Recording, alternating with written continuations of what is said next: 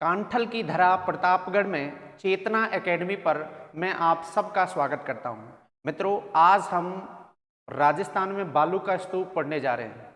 जी हां, राजस्थान के इतिहास में ऐसी क्लास संभवतः आपने अब तक नहीं पढ़ी होगी और मैं आपको पूरा प्रयास करूंगा कि जितने भी 2023 तक के आए हुए क्वेश्चन हैं उनको सॉल्व करें। साथ में जितने भी बालू का स्तूपों के प्रकार हैं उनकी थ्योरी वाइज भी हम चर्चा करेंगे। जैसे देखिए, आपके स्क्रीन पर पहला क्वेश्चन है, ये सीईटी परीक्षा 2023 में आया। जितने भी क्वेश्चन हैं वो बालू का स्तूप से रिलेटेड क्वेश्चन हम सॉल्व करेंगे। आज पूरा टॉपिक हम बालू का स्तूपों को लेकर ही आए हैं। तो जी हाँ, थार मरुस्थल में ढांड किस नाम से जाना जाता है? एक क्वेश्चन ये है, बरखान स्थलाकृति किस भौतिक प्रदेश से संबंधित है? एक बरखान है क्या आखिर, ये भी सवाल आया था। बरखान पश्चिमी राजस्थान के कौन से क्षेत्र में पाए जाते हैं, यहाँ उसका विस्तार पूछा है। इसके अलावा अर्धचंद्राकार बालू का स्तूपों को किस नाम से जाना जाता है, ये भी सवाल बना है। एक है, राजस्थान में जो फ्री सैंड ड्यून है या ड्यून मुक्त है, जब बालू का स्तूप मुक्त प्रदेश है, उसको पूछा है। एक सवाल है कि कौन सा पश्चिमी राजस्थान में पाए जाने वाला बालू का स्तूप का प्रकार नहीं है। तो यहाँ पर आपको 9 प्रकार के बालू का स्तूप याद रखने, आप चर्चा आगे करेंगे। हम सीप शब्द क्या है, ये किस प्रकार का बालू का स्तूप है।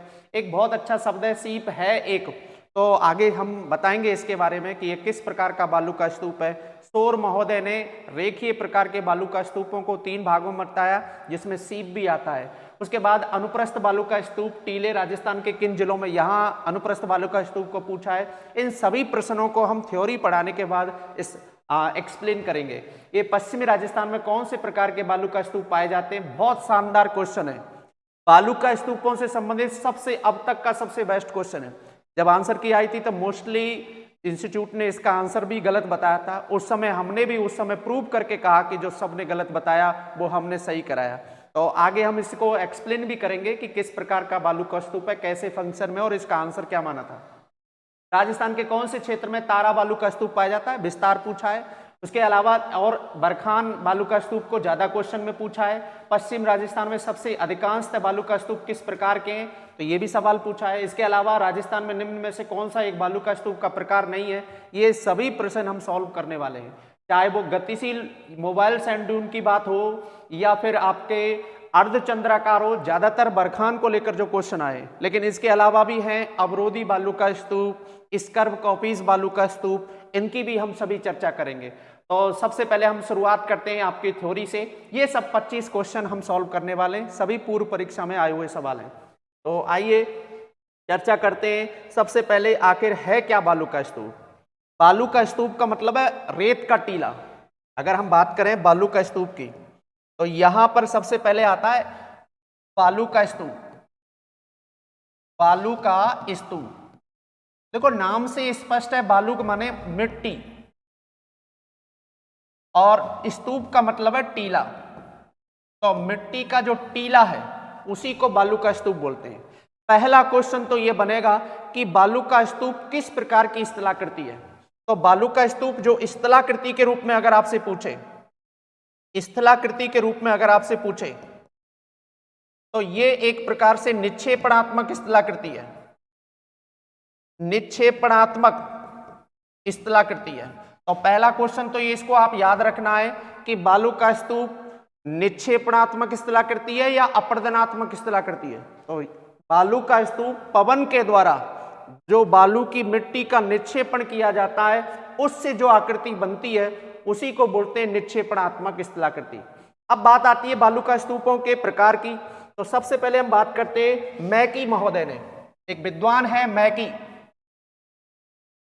मैकी महोदय, और मैकी महोदय ने 1979 में 9 प्रकार के बालू का स्तूप बताए। कितने प्रकार के? 9 प्रकार के बालू का स्तूपों की बात की थी, बालू का स्तूपों की बात की थी। तो यहां पर हम 9 प्रकार के बालू का स्तूप पढ़ने जा रहे हैं। उसके बाद अभी जस्ट हमने प्रश्नों की चर्चा की, उनको भी हम सॉल्यूशन देखेंगे। तो 9 प्रकार के बालू का स्तूप कौन कौन से, आइए एक बार चर्चा कर लेते हैं। वो कौन से 9 नाम हैं बालू का स्तूप के। सबसे पहला आएगा तुम्हारा रेखीय बालू का स्तूप। रेखीय बालू का स्तूप, इसी रेखीय को इंग्लिश में लीनर बोलते हैं, लीनर या लाइनर सैंड ड्यून। इसी को ही हम एक प्रकार से पवनानुवर्ती भी बोलते हैं। पवनानुवर्ती यानी कि पवन का अनुसरण करते हैं, इसलिए इनका एक नाम मिलता है पवनानुवर्ती। एक नाम और है अनुदैर्घ्य, और अनुदैर्घ्य को इंग्लिश में बोलते हैं लंजीट्यूडनल। क्या बोलते हैं? लंजीट्यूडनल, जिसे आप लॉन्गिट्यूडनल पढ़ते हैं, लंजीट्यूडनल सैंड ड्यून। तो ये तीन नाम एक ही प्रकार के बालू का स्तूप है, अर्थात ये अलग प्रकार के नहीं है। रेखीय, पवनानुवर्ती और अनुदैर्घ्य ये एक ही बालू का स्तूप का प्रकार है। आगे शोर महोदय की भी चर्चा करेंगे यहां पर। उसके बाद देखो दूसरा आता है तुम्हारा जो बालू का स्तूप है, वो है parabolic. Parabolic, parabolic sand dune. और पैराबोलिक सैंड ड्यून को परैवलीय भी बोलते हैं, परैवलीय। ये सवाल रिसेंटली आया था आपके फर्स्ट ग्रेड के एग्जाम में, जीके वाले पेपर में पूछा था 2022 में, परैवलीय। तो परैवलीय बालू का स्तूप आप सबसे इंपॉर्टेंट है, आजकल बन रहा है। इसी को ही पैराबोलिक भी बोलते हैं। क्या बोलते हैं? पैराबोलिक। तो पैराबोलिक बालू का स्तूप, परैवलीय बालू का स्तूप, या सेवरन टाइप के बालू का स्तूप, या महिलाओं के हेयर पिन के आकार के बालू का स्तूप, यही होते हैं। कैसे होते हैं हम आगे चर्चा करेंगे। उसके बाद देखो नेक्स्ट तीसरा जो बालू का स्तूप है वो आता है तुम्हारा बरखान। कौन सा आता है? बरखान बालू का स्तूप। और बरखान या बरछान भी बोलते हैं इसे, इंग्लिश में से बरछान बोलते हैं, बरछान, बरछान सैंड ड्यून। क्या बोलते हैं? बरछान सैंड ड्यून। एक चौथे नंबर पे आता है आपका अनुप्रस्थ, अनुप्रस्थ बालू का स्तूप। कौन सा? अनुप्रस्थ बालू का स्तूप। अनुप्रस्थ बालू का स्तूप को इंग्लिश में बोलते हैं ट्रांसवर्स, ट्रांसवर्स सैंड ड्यून बोलते हैं इसे। उसके बाद एक अगला बालू का स्तूप की बात करें तो एक बालू का स्तूप आता है आपका तारा बालू का स्तूप। तारा बालू का स्तूप, स्टार सैंड ड्यून, तारा बालू का स्तूप। एक छठवें नंबर पे आता है आपका तारा बालू का स्तूप के बाद एक और आता है जो बालू का स्तूप है जो सबसे ज्यादा इंपॉर्टेंट है, वो है आपका अवरोधी बालू का स्तूप। अवरोधी बालू का स्तूप। इसके बाद अगर हम बात करें नेक्स्ट कुछ सैंड ड्यून और भी हैं।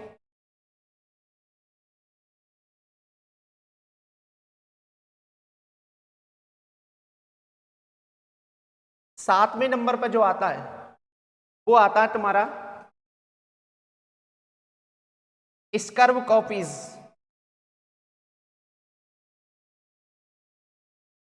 आप स्कर्व कॉपीज की जगह इंग्लिश में ही लिखना स्रव, स्रव कॉपीज सैंड ड्यून, जिन्हें राजस्थानी भाषा में नेवखा भी बोलते हैं। ये सबसे ज्यादा एरिया पर मिलते हैं, इनके यहाँ आगे चर्चा करेंगे। एक बालू का स्तूप और है बरखानोइडस।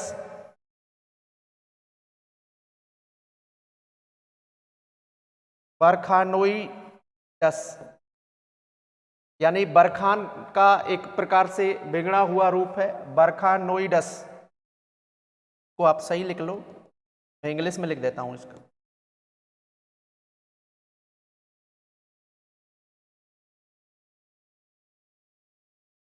नोइडस बालू का स्तूप। और एक और है आपका जो जिसे हम मिश्रित प्रकार का बालू का स्तूप बोलते हैं। जो नमा प्रकार का जो बालू का स्तूप है वो एक प्रकार से मिश्रित प्रकार का बालू का स्तूप है। देखो तारा बालू का स्तूप एक प्रकार से कौन सा होता है? तारा बालू का स्तूप स्टार सैंड ड्यून होता है, इर्रेगुलर जहां बनती है। तो एक और आएगा आपका मिश्रित प्रकार का बालू का स्तूप, जिसे हम मिश्रित बालू का स्तूप भी बोलते हैं, मिश्रित बालू का स्तूप। आइए कम समय में हम आपको पूरी जानकारी दे दें। देखिए सबसे पहले हम बात करेंगे यहाँ से कि एक एक बालू का स्तूप के बारे में चर्चा करेंगे।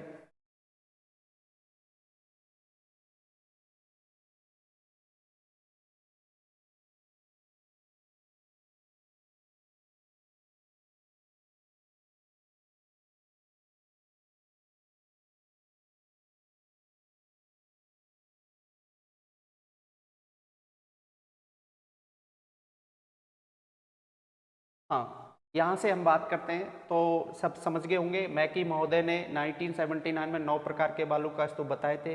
ये एक प्रकार से निक्षेपणात्मक स्थलाकृति है, ठीक है ना।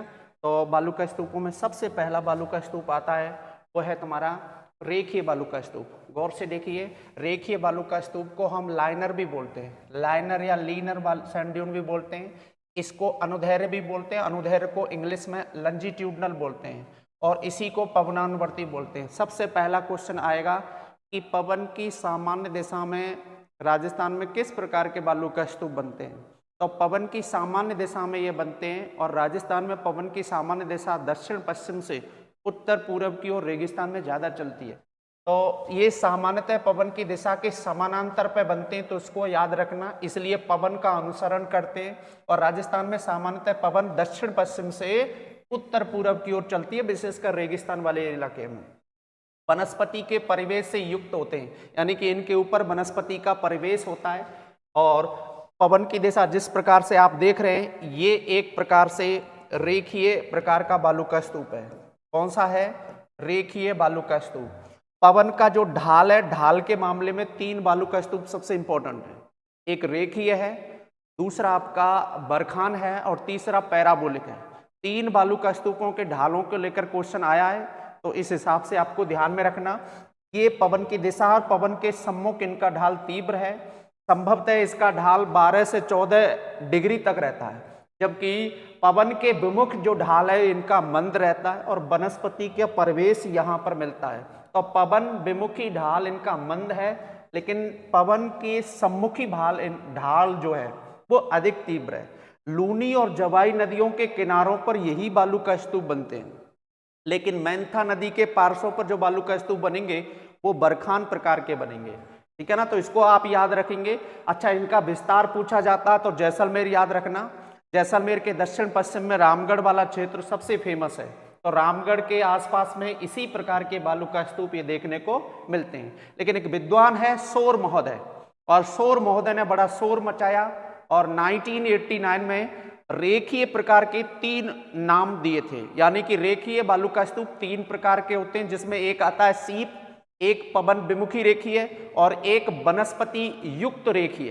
तो सीप, पवन विमुखी रेखीय और वनस्पति युक्त रेखीय, ये तीनों बालू का स्तूप जो है आपके रेखीय बालू का स्तूप के प्रकार हैं। तो सीप राजस्थान में एक प्रकार से बालू का स्तूप का प्रकार है। 9 प्रकारों में भले ही नाम नहीं लिखा, लेकिन ये रेखीय प्रकार का बालू का स्तूप है। रेखीय क्लियर हो गया। याद रखना, जैसलमेर रामगढ़ वाला एरिया याद रखेंगे। पवन के समानांतर पर बनते हैं, जो सबसे ज्यादा बार क्वेश्चन आया कि पवन के समानांतर पर किस प्रकार के बालू का स्तूप बनते हैं, तो आप यही जवाब देंगे, पवन के समानांतर या पवन की सामान्य दिशा अर्थात दक्षिण पश्चिम से उत्तर पूर्व की ओर ये इनका विस्तार ज्यादा है, और सबसे ज्यादा जैसलमेर का रामगढ़ वाला एरिया। तो सीप, पवन विमुखी रेखीय और वनस्पति युक्त रेखीय, ये एक प्रकार से रेखीय बालू का स्तूप के ही प्रकार थे, जो 1989 में शोर महोदय ने इनके प्रकार बताए। अगले बालू का स्तूप की बात करें तो दूसरा आता है, देखो ये बालू का स्तूप का ढाल है, आप एक बार और दोबारा से देख लीजिए। हाँ जी, अब ये पवन का सम्मुख वाला भाग है। अगर हम गौर से देखें तो ये पवन की दिशा है, ये पवन की क्या है? दिशा। तो पवन की दिशा का जो ढाल है यहां पर कैसा है? तीव्र। ये ढाल तीव्र है, और यहां लगभग 12 से 14 डिग्री तक ढाल रहता है। ढाल जो है 12 से 14 डिग्री तक रहता है, जबकि ये ढाल यहाँ पर अपेक्षाकृत मंद है। 2 से यहाँ पर आपका 4 डिग्री तक इसका ढाल रहता है। ढाल मंद है, ये ढाल मंद है। इस ढाल को हम बोलेंगे पवन विमुखी ढाल, पवन विमुखी ढाल। और ये जो हिस्सा है ये पवन सम्मुखी है, तो पवन सम्मुखी ढाल इनका तीव्र है।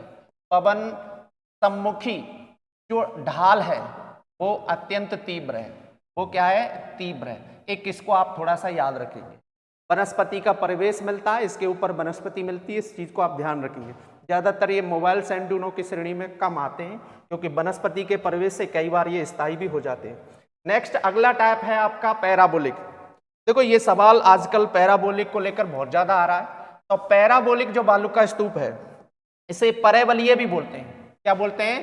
परवलयीय। इसे पैराबोलिक या परवलयीय बोला जाता है। परवलयीय, परवलयीय बालू का स्तूप। सबसे पहला क्वेश्चन है, ये महिलाओं के हेयर पिन के आकार का होता है। महिलाओं के हेयर पिन को आप देखे हुए गौर से तो ढाल एक तरफ मंद होगा, एक तरफ तीव्र होगा। ढाल के मामले में ये रेखीय बालू का स्तूप का विपरीत है, यानी कि इनको हम ये कह सकते हैं कि पवन के सम्मुख इनका ढाल मंद होगा और पवन के विमुख जो है इनका ढाल तीव्र होगा अपेक्षाकृत। इन्हें हम सेवरन टाइप भी बोलते हैं। तो कल को आपसे पूछे सेवरन टाइप का बालू का स्तूप राजस्थान में कहाँ मिलता है, तो सेवरन नाम इसका अलग से ही है। परवलयीय को ही हम सेवरन टाइप बालू का स्तूप भी कहते हैं। वनस्पति तथा CaCO3 के कारण, Ca यानी चूना के कारण सामान्यतः ये स्थायी हो जाते हैं। वनस्पति और चूना के प्रभाव से ये एक तरह से स्थायी हो जाते हैं, लेकिन अत्यधिक पशुचारण होता है तो उसके कारण ये दोबारा से एक्टिवेट भी हो जाते हैं।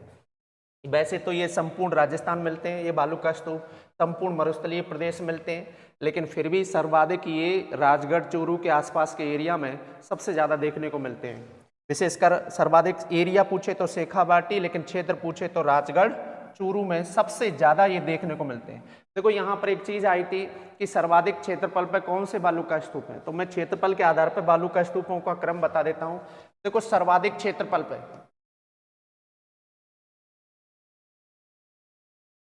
सर्वाधिक क्षेत्रफल पर जो बालू का स्तूप मिलेगा वो आपका मिलेगा श्रवकोपीज सैंड ड्यून। श्रवकोपीज सैंड ड्यून, कौन सा सैंड ड्यून? श्रवकोपीज सैंड ड्यून, जो झाड़ी के पीछे बनते हैं, जो सबसे छोटे आकार के होते हैं, ये संपूर्ण मरुस्थल प्रदेश मिलते हैं। जितना भी पूरा मरुस्थल का जो एरिया है उस संपूर्ण भाग पर ये मिलते हैं। 5 से 6 मीटर इनकी ऊंचाई होती है और इसी को ही हम श्रवकोपीज या नेवखा बोलते हैं। क्या बोलते हैं? नेवखा। राजस्थानी भाषा में से नेवखा बोलते हैं। ये सबसे ज्यादा है। सेकंड लार्जेस्ट एरिया पर जो मिलेंगे वो आपके मिलेंगे पैराबोलिक। कौन से मिलेंगे? पैराबोलिक। तीसरे नंबर पे आपको मिलेंगे बरखान। इसे बरछान भी बोलते हैं और बरखान भी बोलते हैं। तो इन तीनों का ये ऑर्डर है, सबसे ज्यादा श्रवकोपीज, फिर उसके बाद पैराबोलिक और तीसरे नंबर पे बरखान। तो कई बार ऑर्डर के क्रम में आए कि क्षेत्रफल की दृष्टि से, बालू का स्तूपों के एरिया के कवरिंग की दृष्टि से घटता क्रम पूछे तो आप यही बताएंगे, श्रवकोपीज सैंड ड्यून जिसे नेवखा बोलते हैं, पैराबोलिक और उसके बाद बरछान या बरखान। ठीक है ना साहब। नेक्स्ट अगर हम देखें तो उसके बाद आता है ये पैराबोलिक ही है। ये पैराबोलिक की आकृति है। देखो इसमें ढाल के मामले में आपको ध्यान रखना है कि यहाँ पवन के सम्मुख जो ढाल है वो 2 से 5 डिग्री है, यानी कि ढाल जो है मंद है, लेकिन पवन के विमुख जो ढाल होगा वो अपेक्षाकृत कैसे होगा? तीव्र होगा। कैसा होगा? तीव्र। वनस्पति और चूना के कारण ये स्थायी हो जाता है और चूंकि ये परतदार भी होता है। कौन सा होता है? परतदार। कल को आपसे पूछ ले कि राजस्थान में परतदार बालू का स्तूप निम्न में से किसे कहते हैं, तो आपका आंसर होगा पैराबोलिक या परवलयीय। परवलयीय बालू का स्तूप भी बोलते हैं, बालू का स्तूप भी बोलते हैं। ठीक है साहब, इसको आप थोड़ा सा ध्यान रखना। उसके बाद तीसरा जो टाइप का आता है बालू का स्तूप, वो आता है तुम्हारा बरछान या बरखान सैंड ड्यून। आपको बता दूं इस शब्द का पहली बार प्रयोग अलेक्जेंडर वॉन मेंडेडॉर्फ ने किया था।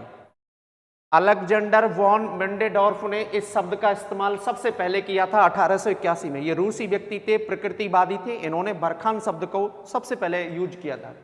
वैसे ये अर्धचंद्राकार प्रकार के होते हैं। कैसे होते हैं? अर्धचंद्राकार। हालांकि अनुप्रस्थ बालू का स्तूप भी अर्धचंद्राकार प्रकार के ही होते हैं, लेकिन जो ज्यादा अर्धचंद्राकार प्रकार के शेप में बनते हैं वो यही बनते हैं। कल को सवाल आए कि अर्धचंद्राकार प्रकार के बालू का स्तूप होते तो आपका आंसर यही होगा, बरखान। उसके बाद अगर हम बात करें तो सबसे महत्वपूर्ण लाइन यही है कि यह सर्वाधिक गतिशील होते हैं, यानी कि मोबाइल सैंड ड्यून है, सबसे ज्यादा गतिशील है तो विनाशकारी होंगे। और चूंकि जो गति ज्यादा करता है तो ये सबसे नवीनतम है, नवीन बालू के रंध्रों से युक्त है, इसलिए सबसे नवीन भी है। तो आप इसको याद रखना, मूवमेंट सर्वाधिक होती है। इन्हें हम मोबाइल सैंड ड्यून भी बोलते हैं। क्या बोलते हैं, मोबाइल सैंड ड्यून भी बोलते हैं, तो इसको आप थोड़ा सा ध्यान रखेंगे। अब देखो बालू का स्तूप के कैसे आकृति बनती है इसके ढाल के मामले में। एलडीसी 2018 में सवाल आया था, हम आगे इन सवालों की चर्चा करेंगे। ये बरखान सैंड ड्यून है और ऐसे ही अर्धचंद्राकार आकृति का होता है। ये बालू का स्तूप के हॉर्न है जिसे सुरंग बोलते हैं। लेकिन ये जो वाला भाग है, यहाँ इस बालू का स्तूप के यानी बरखान के मध्य के भाग की आकृति कुछ इस टाइप की होती है, यानी कि पवन के सम्मुख ढाल कैसा होगा, मंद, लेकिन विमुख जो होगा वो कैसा होगा, तीव्र होगा। कैसा होगा, तीव्र। और ये सवाल एलडीसी 2018 में पूछा था कि निम्न में से कौन सा बालू का स्तूप है जो पवन के सम्मुख अत्यंत मंद और पवन के विमुख सर्वाधिक तीव्र ढाल बनाता है। तो इसका आंसर होगा बरखान। देखो पैराबोलिक और बरखान में अंतर इतना ही है कि ढाल की तीव्रता के आधार पर उनमें अंतर होता है। मैं आपको दूसरे में से आपको बताने का प्रयास करूंगा। मान लीजिए ये आपका बालू का स्तूप है,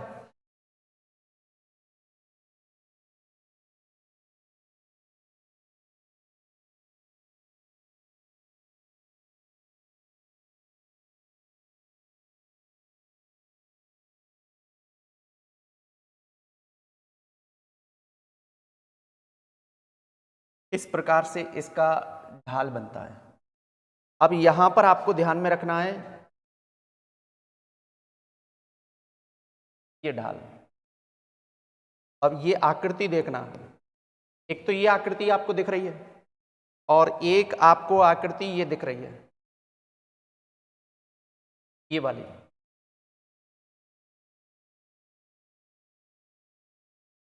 अब देखो गौर से, ये तो है तुम्हारा पैराबोलिक, पैराबोलिक सैंड ड्यून है ये, और इसका ढाल है यहां, माफ कीजिएगा, ये देखो दोबारा से देखिए, ये तो है तुम्हारा बरखान। कौन सा है, बरखान या बरछान, और इसका ढाल यहां 35 डिग्री है। लेकिन इस पूरे बालू का स्तूप को एक ही बालू का स्तूप समझा जाए तो यहां ढाल होता है 14 से 16 डिग्री तक।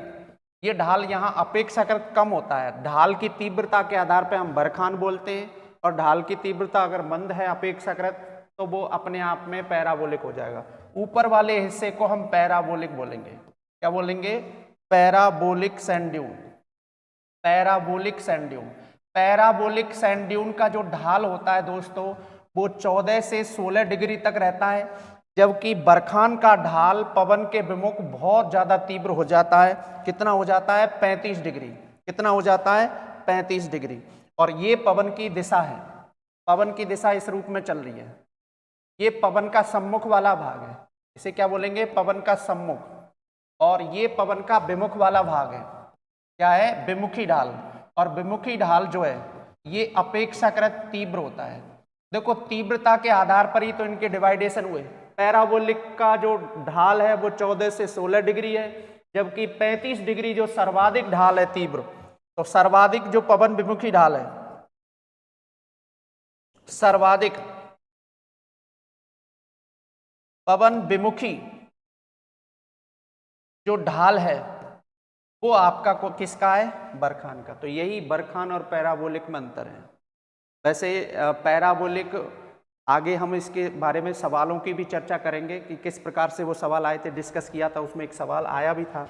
उसके बाद देखो नेक्स्ट देखें तो इनका विस्तार कहाँ मिलता है, तो ज़्यादातर एक तो चूरू का भालेरी एरिया है, यहाँ इसी प्रकार के बालू का स्तूप मिलते हैं। ओसिया जो कि जोधपुर ग्रामीण में आता है, तो उस ओसिया को भी आप याद रखना, ओसिया। इसके अलावा देशनौक बीकानेर वाला एरिया यहाँ पर भी मिलते हैं, शेखावाटी एरिया में मिलते हैं। इसके अलावा कुछ भाग सूरतगढ़ वाले एरिया में भी इसी प्रकार के बालू का स्तूप मिलते हैं। लेकिन जो सबसे इंपॉर्टेंट बात है वो ये नदी वाली बात को याद रखेंगे।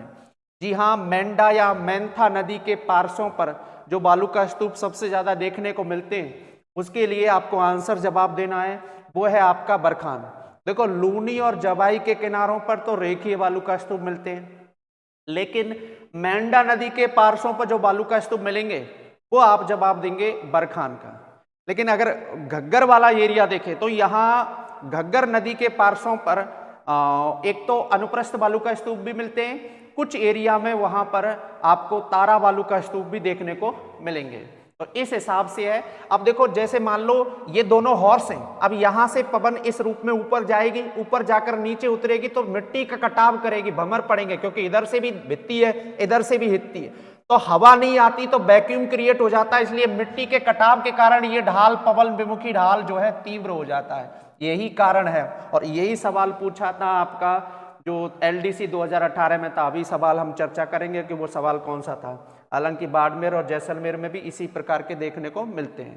तो ये है तुम्हारा बरखान बालू का स्तूप, ठीक है ना। उसके बाद देखो नेक्स्ट बात करें तो यहां पर बात आएगी अगले बालू का स्तूप की।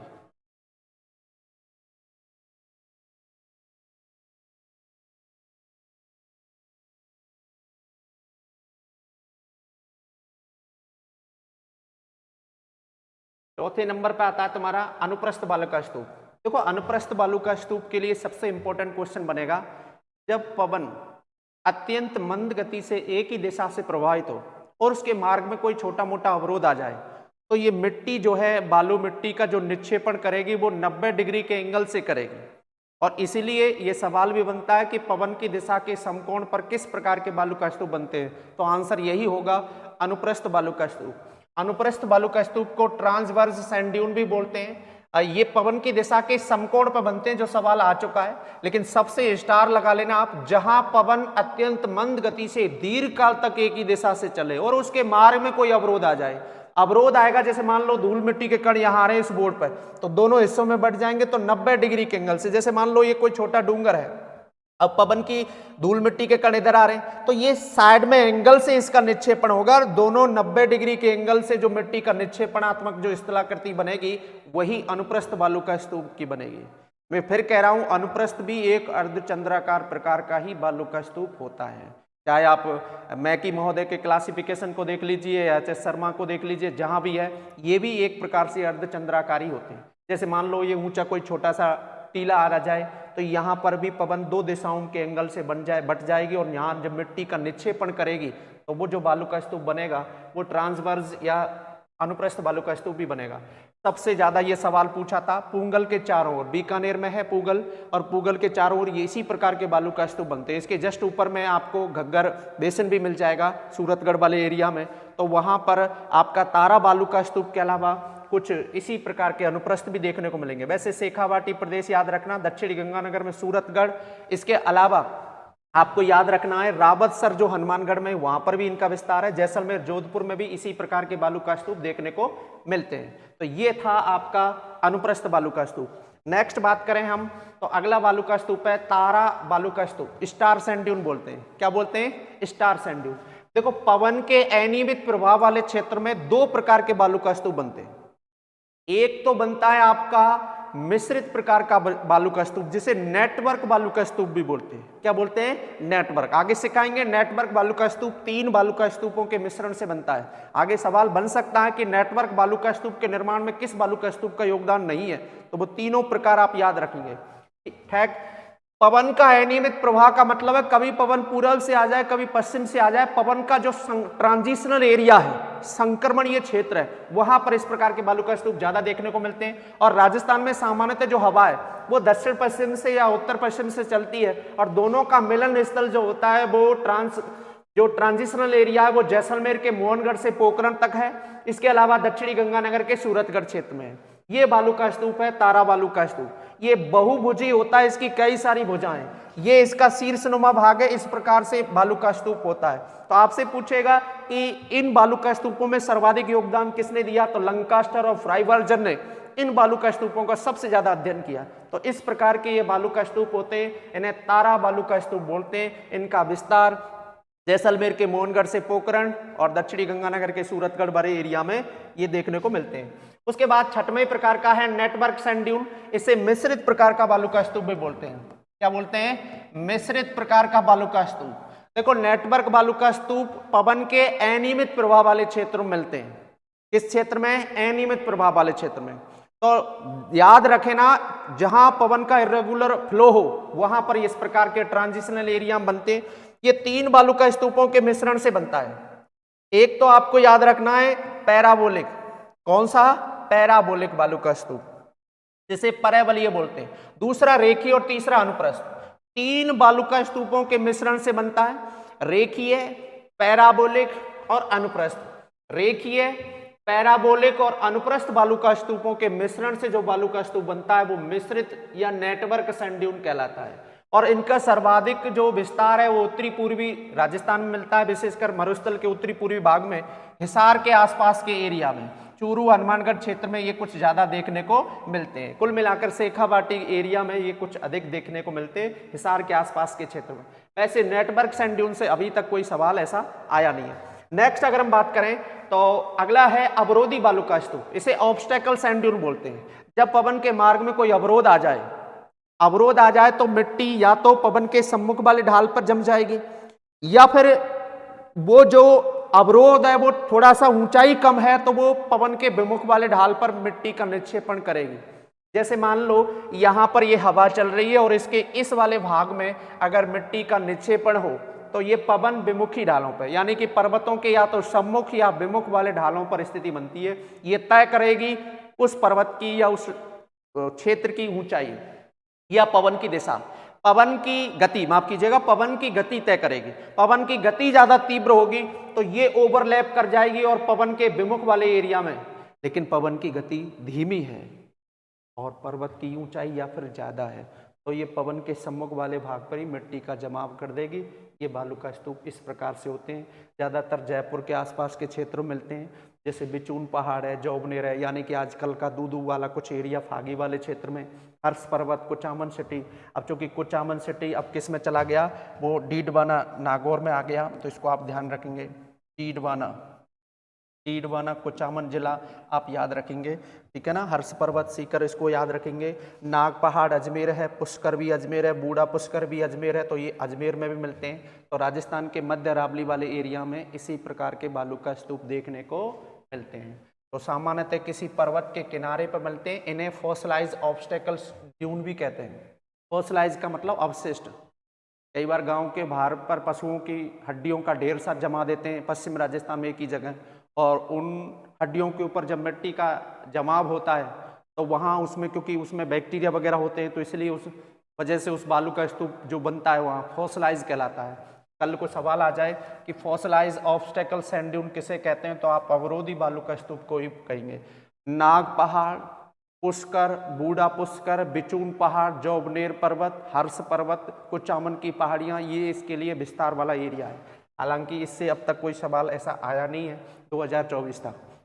उसके बाद देखो नेक्स्ट देखेंगे श्रब कॉपी सैंड ड्यून।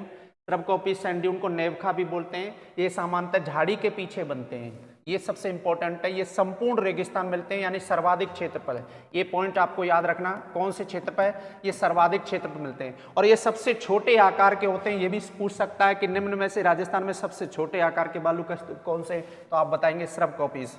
और इस प्रकार से सर्वाधिक क्षेत्रफल यहाँ लिखा भी हुआ है, देखो इस प्रकार से ये बन जाते हैं। मिट्टी का यहाँ ये इस ओर या इस ओर, तो ये झाड़ी के पीछे बनते हैं। हाइट इनकी 5 से 6 मीटर ही होती है, ठीक है ना साहब। ये है तुम्हारे श्रब कॉपी सैंड ड्यून। और अंत में आता है बरखानोइडस।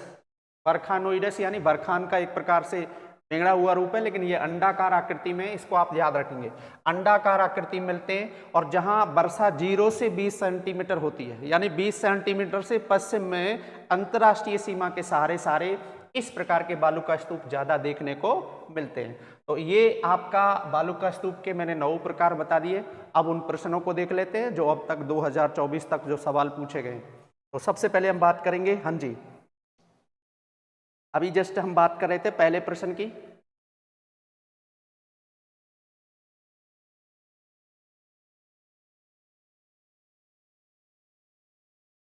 सबसे पहला प्रश्न है आपका, हाँ जी, थार मरुस्थल में ढांड के नाम से जाना जाता है। ये सीईटी की परीक्षा 2023 में पूछा था।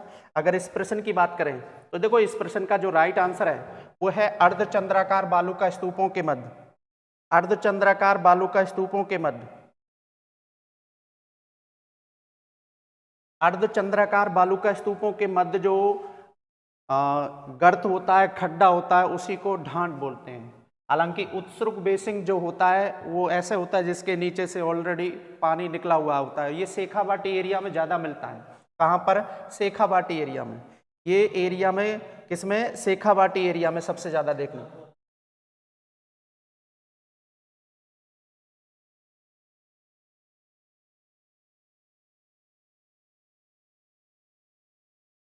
हाँ, तो ये तो शेखावाटी में मिलते हैं। कहाँ पे मिलते हैं? शेखावाटी में।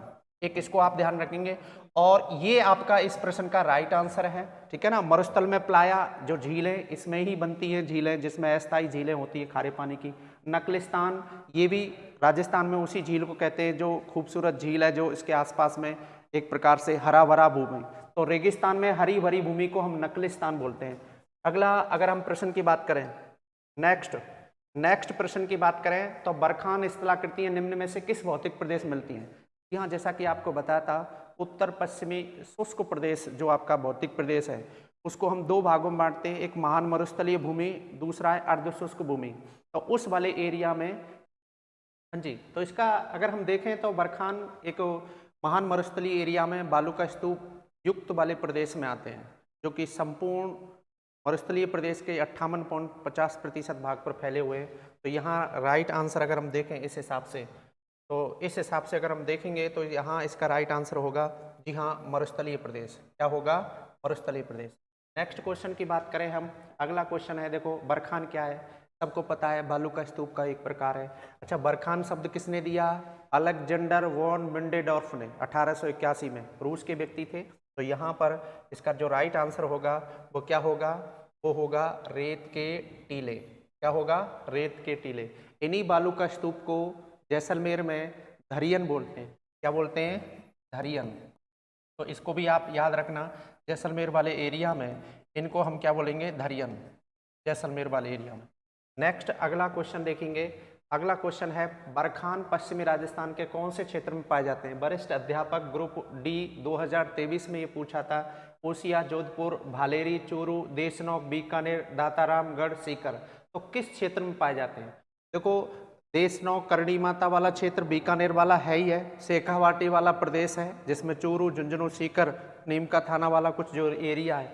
अब अगर हम देखें तो यहाँ पर सबसे पहले बात करेंगे, ओसिया जोधपुर में मिलते हैं। ये आज भी ओसिया जो है आपके जोधपुर ग्रामीण में आता है, इसमें आता है जोधपुर ग्रामीण में।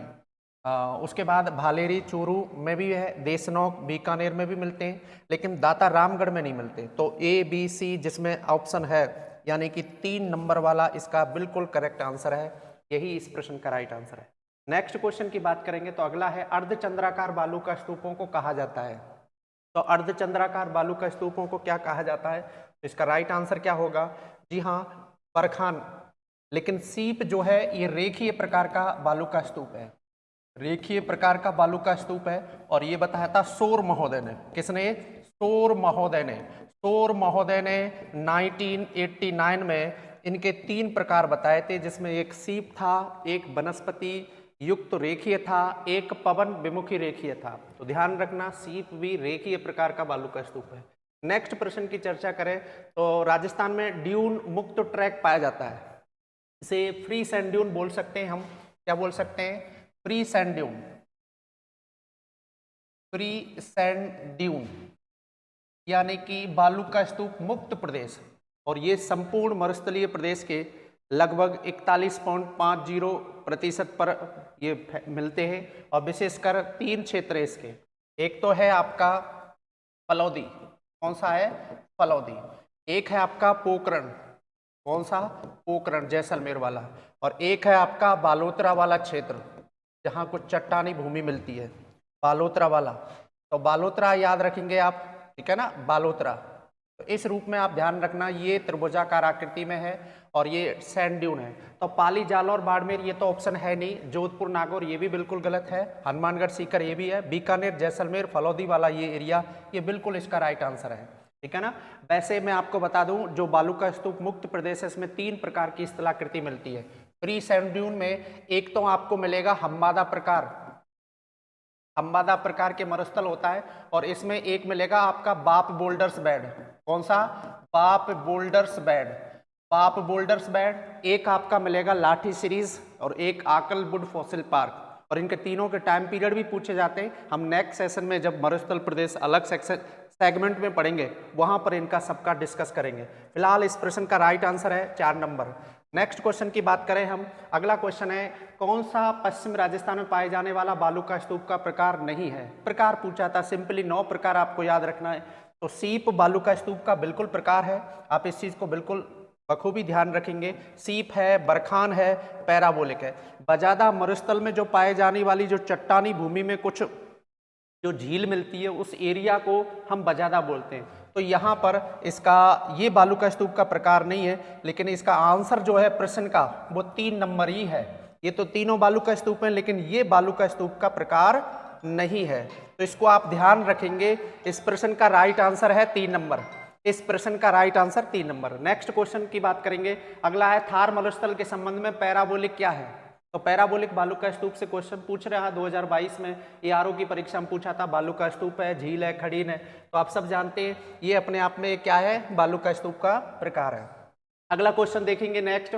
तो टांका तो एक जल संरक्षण की विधि है, ऐसे हम नेक्स्ट सेगमेंट में पढ़ेंगे। सीप है एक, तो ये सीप क्या है, अभी बताया था रेखीय प्रकार का बालू का स्तूप है। शोर महोदय ने शोर मचाया 1989 में, सुनिए सुनिए सुनिए, 3 प्रकार के रेखीय बालू का स्तूप सुनिए। तो सीप भी एक प्रकार से अनुदैर्घ्य प्रकार का बालू का स्तूप है। आपको मैंने बताया ना, रेखीय बालू का स्तूप को ही हम अनुदैर्घ्य बोलते हैं, अनुदैर्घ्य को ही हम लंजीट्यूडनल बोलते हैं। क्या बोलते हैं, लंजीट्यूडनल। इसी को ही हम एक प्रकार से लाइनर बोल सकते हैं। क्या बोलते हैं, लाइनर सैंड ड्यून। तो लाइनर हुआ, लंजीट्यूडनल हुआ, जैसे आप हिंदी में अनुदैर्घ्य या पवनानुवर्ती या रेखीय, ये सब एक ही है। गंगाधरी शक्तिमान है, यूं कह सकते हैं। तो इसका राइट आंसर है 1 नंबर। अगला क्वेश्चन देखिए नेक्स्ट, अनुप्रस्थ बालू का स्तूप टीले किन जिलों में पाए जाते हैं। जी हाँ, अनुप्रस्थ बालू का स्तूप के बारे में हमने बताया था, पूगल के चारों ओर सबसे ज्यादा मिलते हैं। बीकानेर, गंगानगर, जोधपुर, बाड़मेर, जालौर, पाली, जोधपुर, नागौर।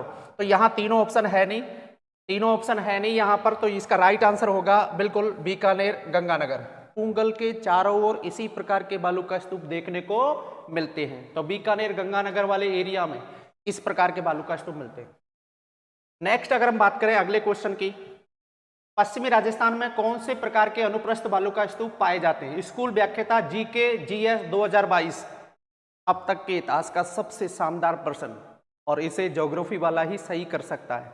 आपको पता है कि अनुप्रस्थ बालू का स्तूप के प्रकार तो आपने पढ़े ही नहीं, लेकिन मैंने आपको ये बताया था अनुप्रस्थ बालू का स्तूप अपने आप में एक चंद्राकार है, अर्धचंद्राकार प्रकार का, और बरखान भी है। तो बरखान का ही एक ढाल की तीव्रता के आधार पर थोड़ा सा ढाल कम होता है तो वो पैराबोलिक है, तीव्रता के आधार पर। तो यहाँ पर याद रखना, सीप तो रेखीय प्रकार का, ये ऑप्शन इसलिए गया। यहाँ पर बहुत शानदार है, आप इस चीज को ध्यान रखेंगे, बहुत शानदार प्रश्न है ये।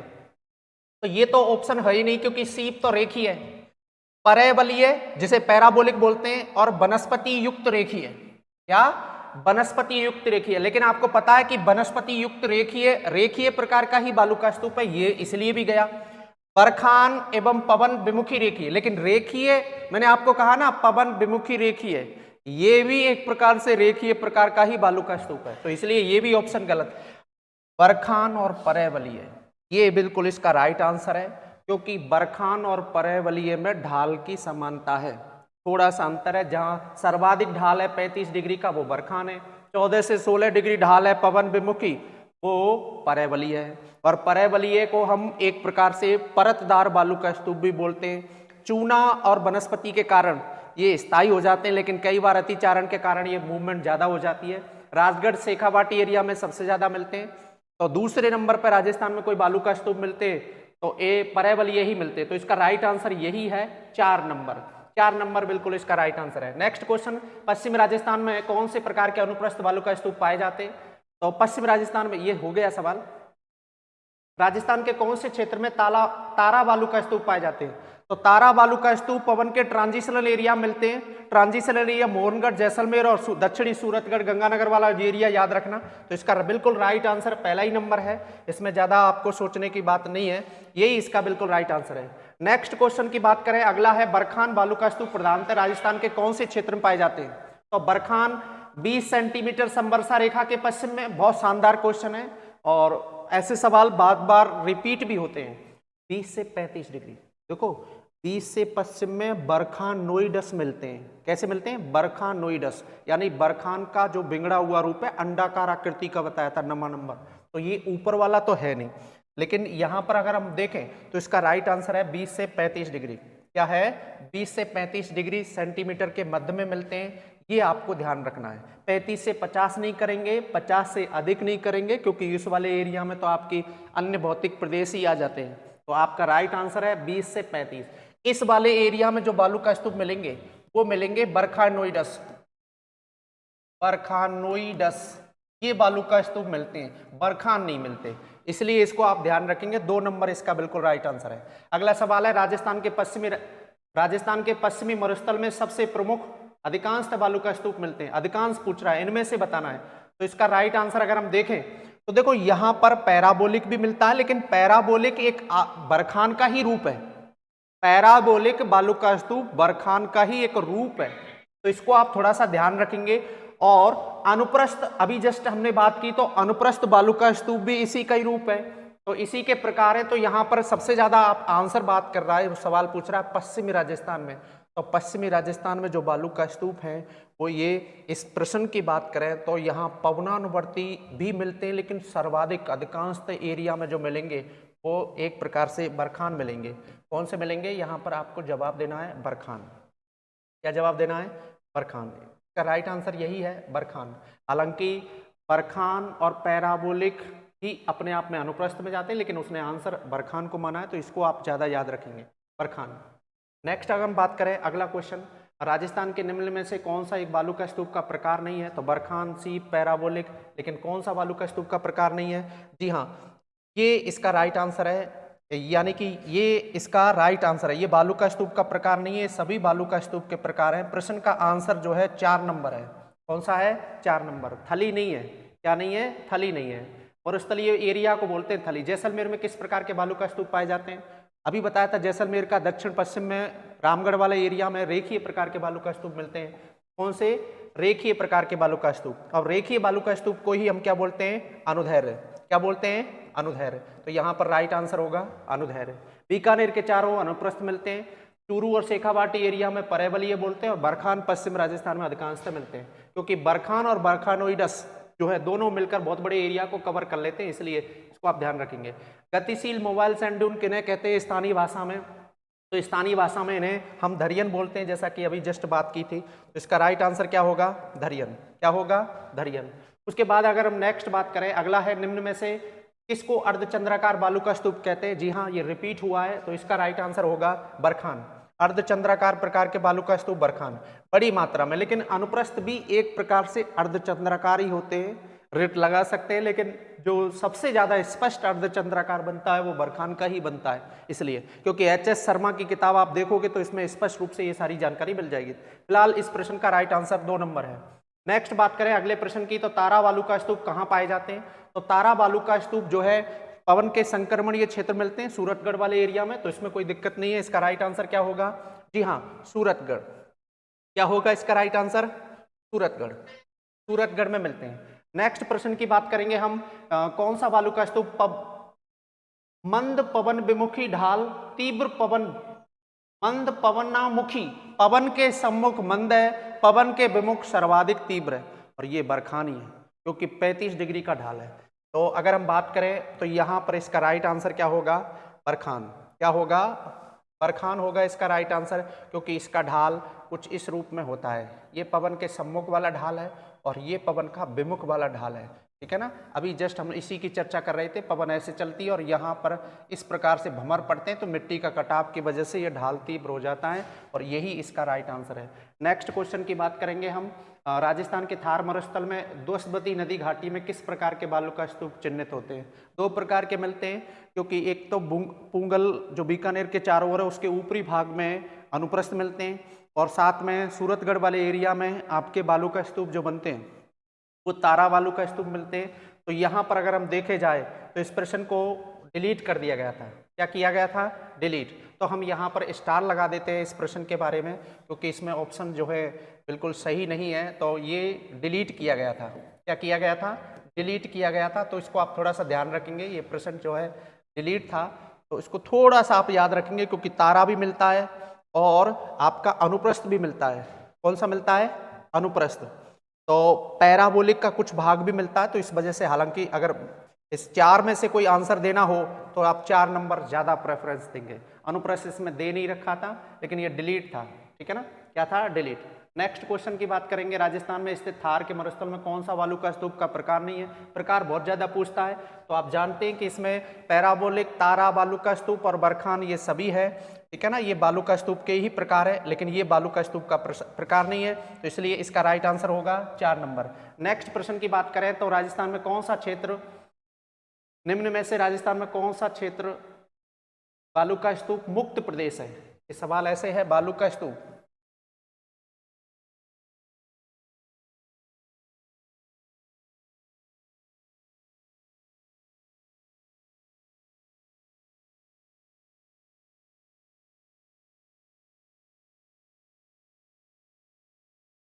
हाँ ये सवाल देखिए दोबारा से, निम्न में से कौन सा, ये यहाँ पर ये अधूरा है, इसमें बालू का स्तूप मुक्त प्रदेश है, कौन सा क्षेत्र बालू का स्तूप, बालू का स्तूप मुक्त प्रदेश है। फ्री सैंड ड्यून पूछ रहा है, तो फ्री सैंड ड्यून में अगर देखें तो शेरगढ़ बारा नहीं है, यहाँ पे फलौदी पोखरण बिल्कुल इसका राइट आंसर है, तो 4 नंबर इसका बिल्कुल राइट आंसर है। फलौदी पोखरण और बालोतरा वाला जो एरिया त्रिभुजाकार, वही फ्री सैंड ड्यून एरिया है। नेक्स्ट प्रश्न की बात करेंगे, तारा बालू का स्तूप जिसके निकट मिलते हैं वह है जैसलमेर, जोधपुर, सूरतगढ़ और बाड़मेर, तो इसका राइट आंसर है सूरतगढ़। तो तारा बालू का स्तूप को बहुत बार पूछता है, तो इसको 3 नंबर इसका बिल्कुल राइट आंसर है। और लास्ट है, बालू का स्तूपों का प्रकार नहीं है पैराबोलिक, बरखान या रेखीय, माफ कीजिएगा ये रेखीय है, यहाँ पर क्या है, रेखीय। तो वो पूछ रहा है कौन से प्रकार का बालू का स्तूप नहीं है, ये सभी प्रकार हैं, लेकिन इंसेल वर्ग जो है ये एक जर्मनी भाषा का शब्द है जो पर्वतों के समूह की बात करता है। इसकी पर्वतों के समूह की, तो ये पर्वतों के समूह की बात करेगा, तो इसको आप थोड़ा सा ध्यान रखेंगे। इंसेल वर्ग 56 की पहाड़ियों को भी बोलते हैं, 56 की पहाड़ियां जो कि बालोतरा में है। साथ में इंसेल वर्ग हम आबू पर्वत खंड को भी बोलते हैं, क्या बोलते हैं, आबू पर्वत खंड। आबू पर्वत खंड को भी इंसेल वर्ग या बैथोलिक की श्रेणी कहते हैं, बैथोलिक की श्रेणी, तो इसको आप थोड़ा सा ध्यान रखेंगे। तो ये थे 25 सवाल, सिंगल सवाल आपका बालू का स्तूप से जो आज पढ़ाया इससे बाहर बिल्कुल नहीं जाएगा। ये आप एक बार थ्योरी वाली क्लास में, हमारे यहाँ पर ऑफलाइन बैचेस भी चल रहे हैं। जी हाँ, ये मेवाड़ की धरा है, और मेवाड़ की धरा है आपको मालूम है, ये राणा की भूमि है, ठीक है ना, रक्त से श्रृंगार करूं खामोश यहाँ तलवार नहीं, ये राणा की भूमि है, हार यहाँ स्वीकार नहीं। तो आपको चेतना एकेडमी भी आपको ये वादा करती है कि आपको हारने नहीं देगी। ये हमने कम समय में आपको बहुत सारी चीज़ें बताने का प्रयास किया, बाकी ऑफलाइन में हम इसे और डिटेल से बताने का प्रयास करते हैं थोड़ा सा। तो आज के लिए इतना ही, मिलते हैं फिर किसी एक सेगमेंट में, तब तक के लिए नमस्कार।